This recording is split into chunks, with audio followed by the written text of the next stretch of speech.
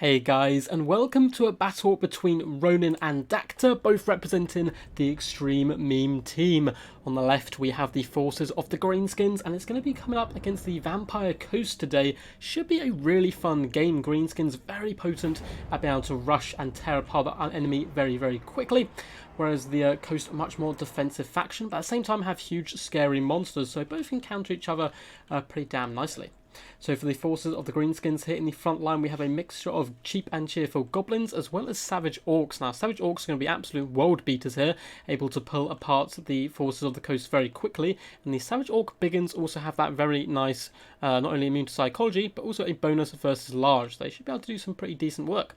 We have the 8 peak loonies in the front line as well, Regiment of Renowned Knight Goblins, and they've certainly going to be bringing their fanatics today. We have Forest Goblin Spider Riders in the back here, as well as an absolute ton of Dakka line. So Orc Arrowboys mixed in with Goblin Archers. Looks like 4 range units overall, being protected by 1 unit of Savage Orc Biggins. So a ton of Savage Orcs, should be some good fun. Now coming up in the front and already dropping a nice Brainbuster on that enemy, we do indeed have an Orc Shaman up to 9 kills already coming in with Brainbuster. I believe that is also going to be Fist of Gork as well as Edbutt, and Scroll of Shielding, a very potent and powerful ability indeed. He also has the Black Orc Big Boss to hold the centre pocket, so a lot of immune to Psych, which is very tasty stuff indeed. In the back lines, he has the Hammer of Gork, Regiment around Goblin Rocklobber, as well as Grom the Porch on top of his Mighty Chariot. Haven't seen him in a little while. He's a very good lord overall. Lucky Banner as well, going to give him some nice damage resistance, and he's very good up against range heavy factions due to his regeneration and his ability to stick into the game a little bit longer. Language of the Boys and De Greaton is here as well.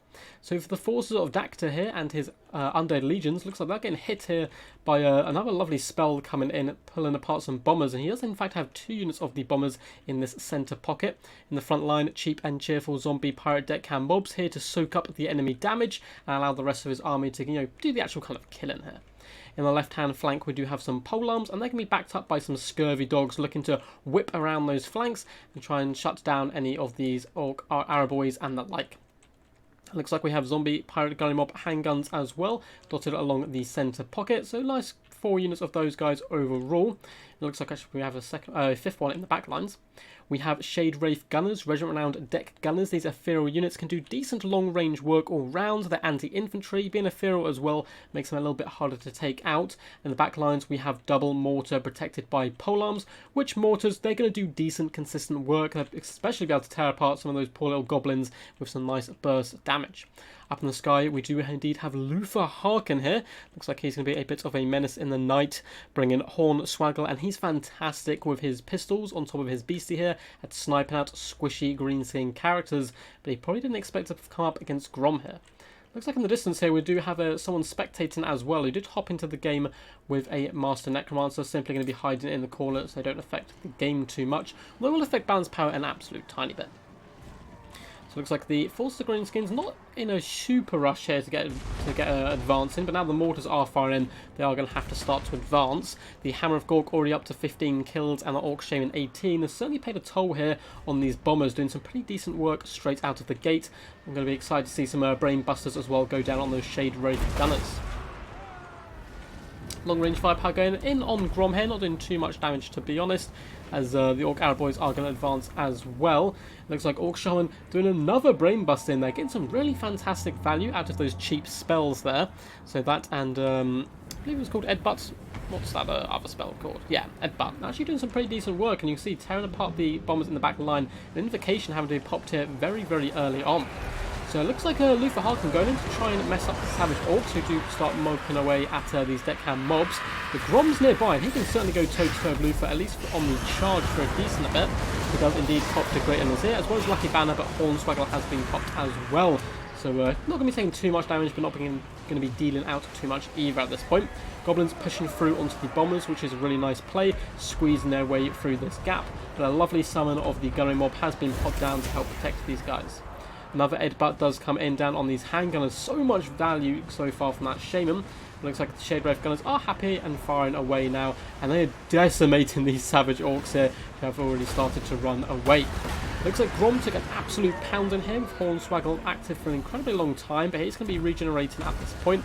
And it looks like the Orc Dakka line is active now as well. And so do some decent work on Luther, who's been hit a little bit here by a hero blob, the Black Orc Big Boss, as well as the Orc Shaman. So taking a bit of damage there, needs to fall back realistically.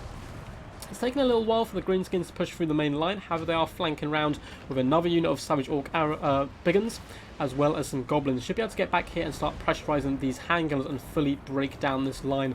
Incredibly close game so far. I think the Vampire Coast have a slight better of the early exchanges, I would say, as Scurvy Dogs do hop into the back line, starting to shut down these Goblin Archers, for once again falling back. So decent little hit and run battle plan there, as more Greenskins are coming back into the main action. So one good thing, of course, about the Greenskins is, yes, they do have low leadership, but lads will rally. They're always up for a good old fight. And with Grom nearby, all of these troops should be coming back to the main action soon. Looks like we do have some Fanatics swirling through the battle lines here. Not going to be catching too much. In fact, actually catching a ton of Savage Orc Biggins, doing some pretty decent damage to their own troops there.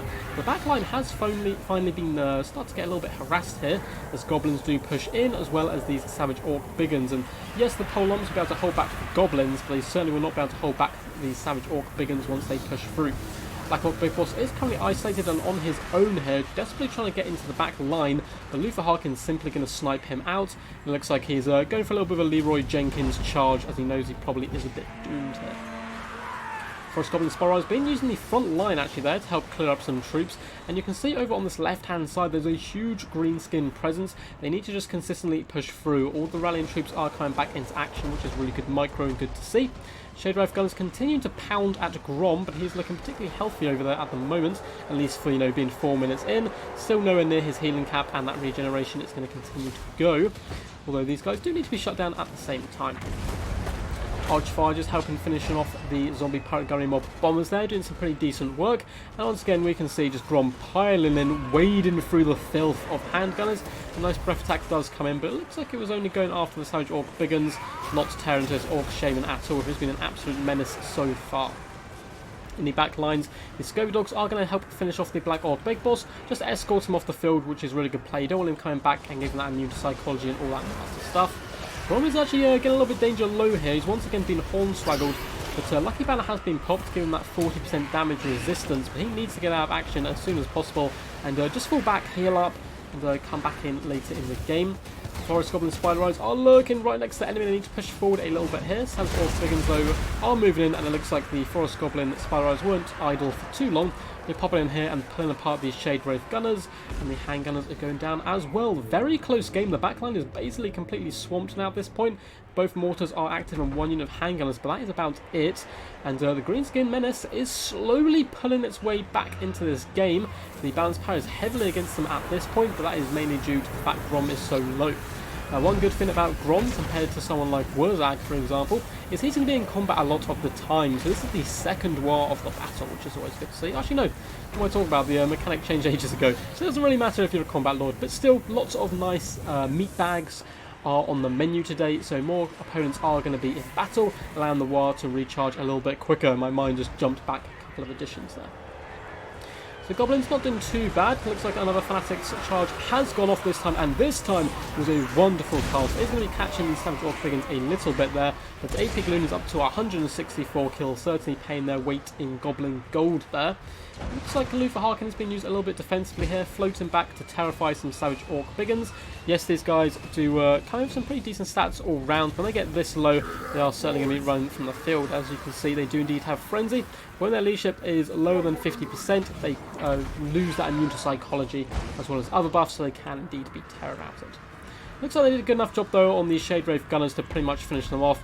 Forest Goblin Spider Eyes can simply now flock into back line, overwhelm these guys and drag them down. So very, very close. Balance power is slowly itching its way back towards the middle as Grom does slowly regenerate here. Regeneration does take a decent amount of time. The Hammer of Gork up to 190 kills, really doing some fantastic work overall.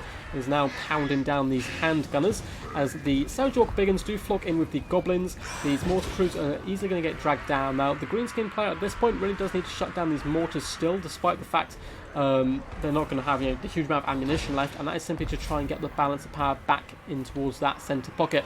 So Luther Harkin is going to be an absolute world beater here in the late stages of the game. There's not too much left to take him down, so they're really going to have to try and surround him and break his leadership, I feel. A summon of basic zombie pyrokinetic cam mobs is going to be coming in here, just saturating in and doing a decent bit of damage, but the Great Un is here indeed, giving a nice little boost here to those Savage Orc Biggins for a limited time. And Grom quite happily rolling through the mists there.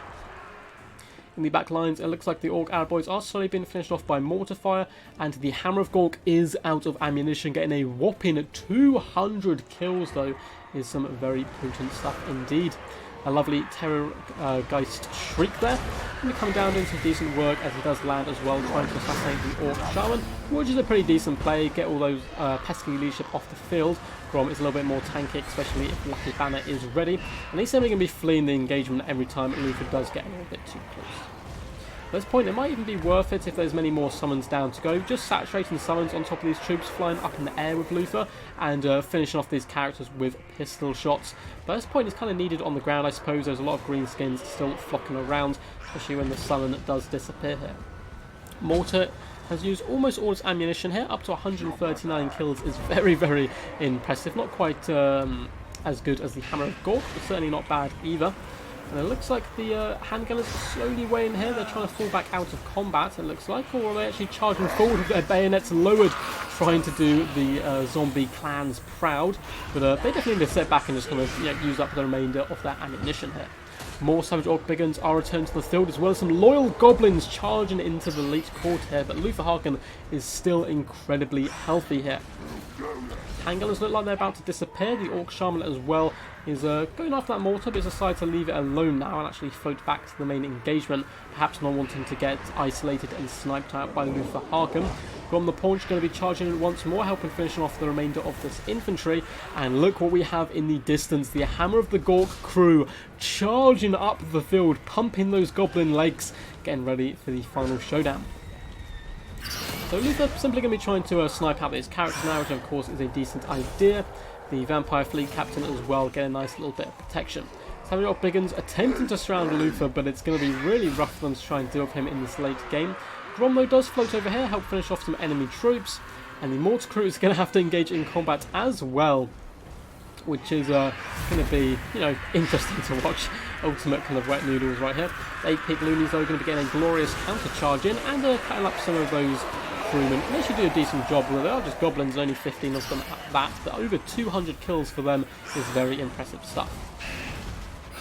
The Orc Shaman, unfortunately, after all his good work earlier in Battlefield, does look like he's going to get routed off here. There's probably not going to be much to chase him down. I assume Luther's going to want to stay in combat here to protect the Vampire Fleet Captain as well as the Mortar. So he may be able to come back up to 100 kills as well. This is certainly a game of huge kills on both sides of the fence. Grom is in there trying to do the dirty work. His Wolves is trying to nip at the hills of Luther's mighty mount, but I'm not sure he's going to have quite enough in it. Balance power did go nearly even there as Grom once again heals up. Hornswaggle has been popped on him, so he just needs to stay out of this engagement. There is no point fighting at the second. He's got a big minus to his armour and neo defense. Simply fall back, wait until Lucky Banner is popped, and then cycle back in and finish off Luther, who's getting danger low here. But Grom stands in and fighting with Hornswaggle. I think may cost his dear life here, unfortunately. He tries to turn and run, but it looks like, oh, he's wavering at this point. His leadership is so low, but it's kind of bouncing back up now. The Great Un is here, has been popped as well. Luther is getting danger low as well, but Grom has gone there. Just the 8 Peak Loonies standing and fighting. 13 of those boys isn't really going to make too much of a difference. That was a crazy close game. I think if Grom just chose that last engagement a little bit later, just allowed the 8 Peak Loonies to tie up Luther for as long as possible, he could have probably won that. Pops the Lucky Banner perhaps if he still had it, but just without Hornswaggle, Luther Harkin certainly there would have gone down. And then it's a simple matter of cycle charging the Vampire Fleet Captain to death. Crazy game. I'm going to speed up here as it looks like the poor little goblins are going to fight to their last here, which, you know, trying their best, but yeah, slowly being carved down there. Poor little gobbos. Anyway, a valiant defeat indeed. Incredibly close game. Could have gone either way. There was just one or two key moments in the battle which went slightly against the Greenskins, which kind of turned it. And I think the Hornswaggle really was kind of a big factor there at the death.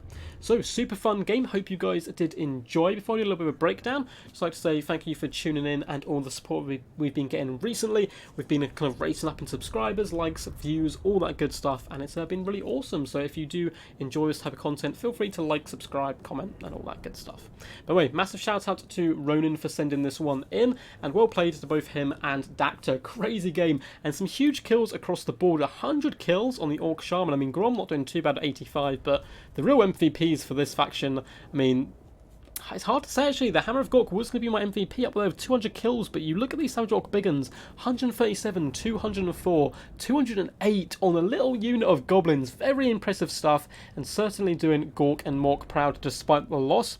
I'm actually going to give my MVP here, at least for the Greenskin forces, to that Orc Shaman. Those early Brainbusters did huge damage overall to the Bombers, and only 18 kills on one unit, 71, so still decent value in the end on one of those guys, so certainly good play by Dacta there. Now overall for his forces, I think Luther Harkin was definitely the MVP, coming in there clutch in the late game and managing to beat down Grom. 155 kills is certainly nothing to kind of scoff at, especially when this Greenskin force was a little bit more elite as well, bringing almost, let's say, like 700 more troops or whatever to the battlefield. Now, one thing that which could have generally affected this battle was Griff the Marrowmeister was sitting in the corner with that Necromancer Lord, which he's very cheap and whatnot, but he does affect the balance of power, and it was kind of teetering back and forth there at the death. But I think overall it was more that Hornswaggle which won the day. Anyway, guys, hope you did enjoy, and until next time, peace, and as always, stay awesome.